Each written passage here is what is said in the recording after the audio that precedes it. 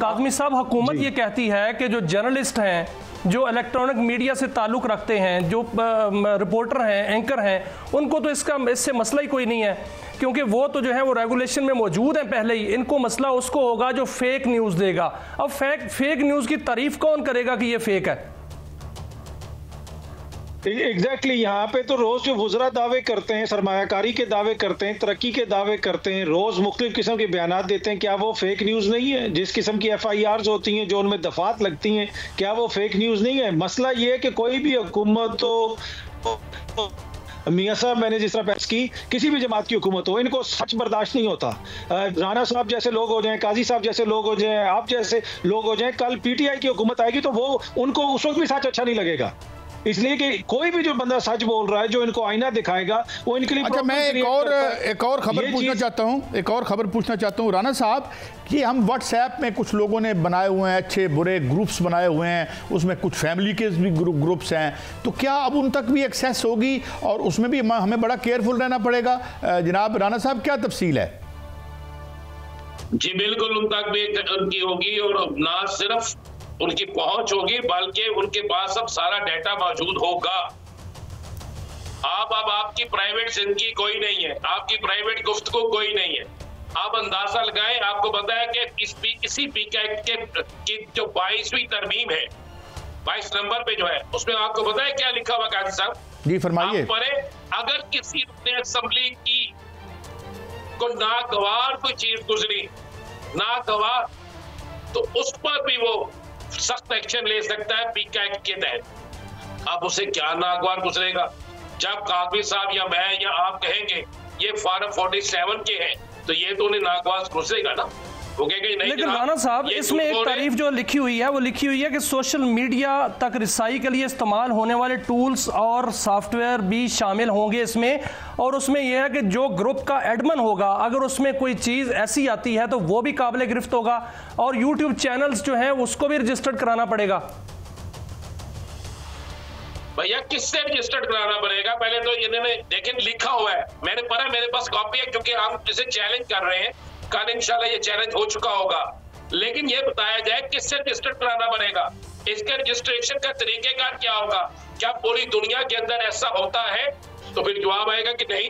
अगर आप कहते हैं रजिस्टर्ड करवाना पड़ेगा, ये गवर्नमेंट कहती है, एक अथॉरिटी बनाई जा रही है अपना राना साहब, और एक एजेंसी भी बनाई जा रही है, इन्वेस्टिगेशन एजेंसी, जो कि जो ऐसा मवाद होगा उसको उठा लेगी, और फिर उसमें 90 दिन के अंदर अंदर उसका फैसला होगा, और फिर सुप्रीम कोर्ट में उसकी जो है वो सुनवाई होगी, जो अपील की जाएगी वो सुप्रीम कोर्ट में होगी।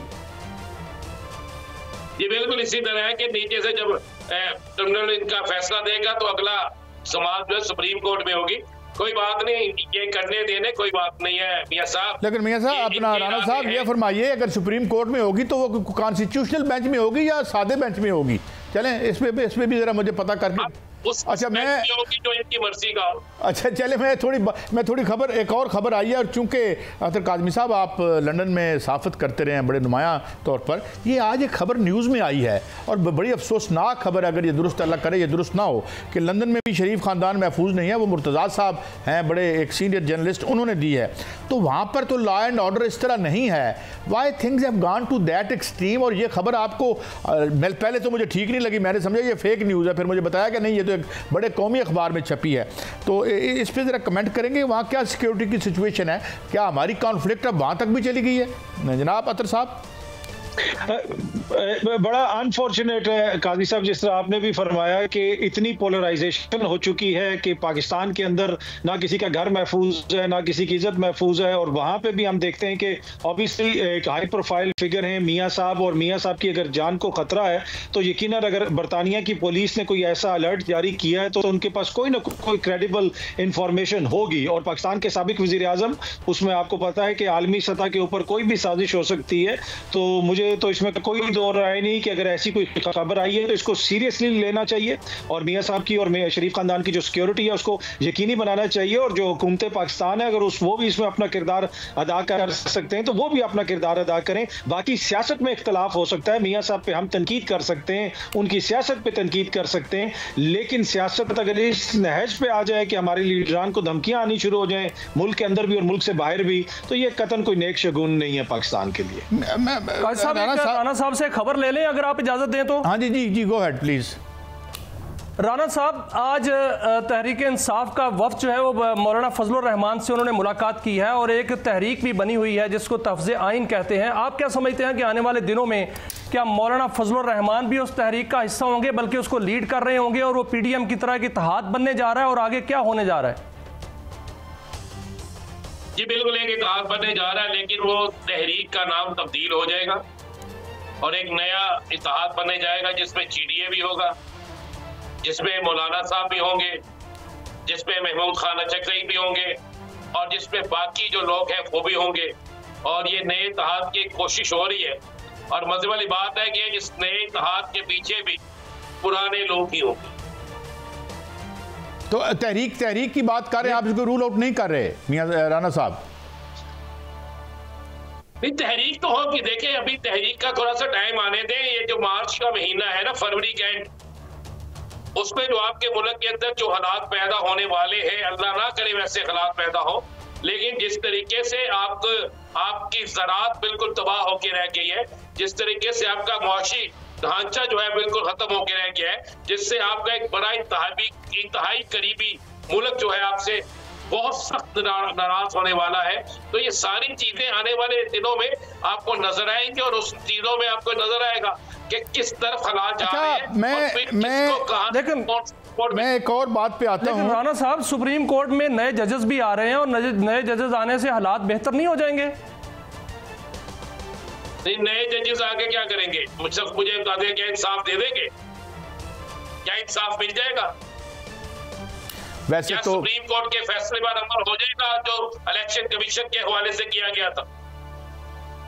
क्या फैसला हो जाएगा कि KPK की जो नशिस्तें हैं सेनेट की, उसमें इंतखाबात कराए जाए?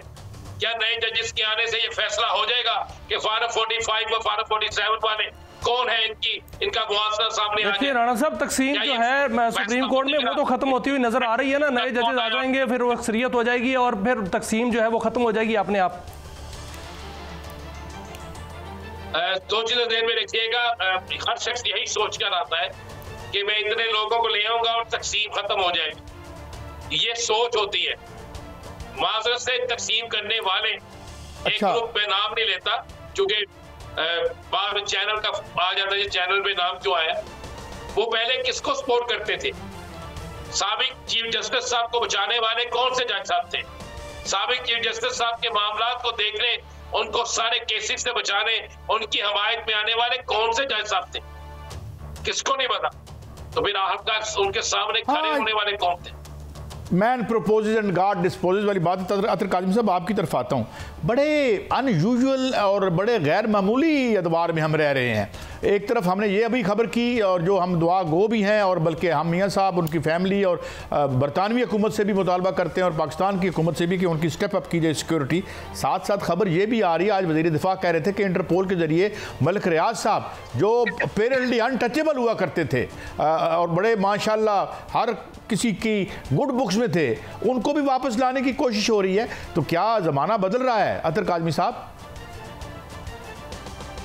देखिए, टू बी ऑनेस्ट, ये सियासत हो रही है, इसके अलावा और कुछ भी नहीं है। मलिक रियाज साहब के ऊपर अगर आप इल्ज़ाम देख लें, वो जो कराची में ज़मीनें दी गई, जो MDA मलीक डेवलपमेंट अथॉरिटी ने दी, वहाँ पे किसकी हुकूमत थी? क्या सिंध में मलिक रियाज साहब ने जो जाके सारा वहाँ पे सेटअप किया, क्या वो आप समझते हैं कि वो मेरे आपके या किसी और सहाफ़ी की मदद से किया होगा? कौन सी मोअज़्ज़िज़ शख्सियत ने उनको वहाँ पे सारी सहूलतकारी की? तो ये सारी इस तरह का एक रेटरिक है। मलिक रियाज के ऊपर दबाव डालते रहे कि इमरान खान के खिलाफ गवाही दें, लेकिन आप इसको देख लें कि इनकी पॉलिटिकल वर्थ कितनी है।